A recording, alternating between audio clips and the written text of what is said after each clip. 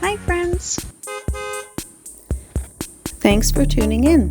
If you like this video, please give it a like, comment below, and take a moment to subscribe to our channel. Welcome to Roosevelt, Minnesota, a small town surrounded by forests, lakes, and farmland in northern Minnesota.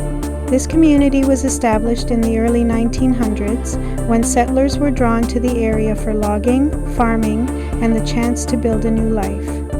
The town was named after President Theodore Roosevelt, honoring his leadership and spirit. Life here has always been closely tied to the land, with hunting, fishing, and outdoor recreation playing a big role in everyday life. The town grew as railroads and local businesses supported families and connected Roosevelt to nearby communities. Even today, you can feel the history in the buildings, streets, and stories passed down through generations.